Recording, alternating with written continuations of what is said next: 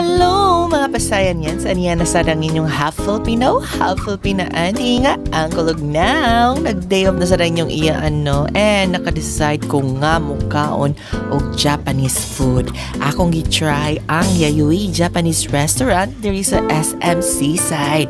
So dugay-dugay na sad nina kung gusto bisitahon, no? Kaso di pa kaya sa budget ato. Karon nakaginhawa naman ko sa akong mga utang. Of course, I wish granted na ko ang akong kagalingon. Oy, nag-order ko og tamagoyaki og shugayaki.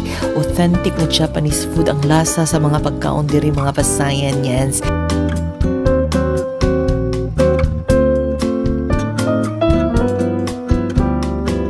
After ana nga piko aron magpa-chanching sa akong crush nga barista sa Starbucks. Shoutout dira sa akong crush, no? Kabalabi ako sa imong Facebook. Sige ra kog stock nimo. Char! Human ako nagpa-chanching mga pasayan yan. Titanaw dayon ko og sini. A very good girl ni Catherine Bernardo og Dali de Leon ang akong gintan. Dapat makadawat yung silang acting awards kay superb jud ilang acting. Anyway, daghan ang utanan nako kung di ba boring na maglingaw-lingaw nga mag-inusara.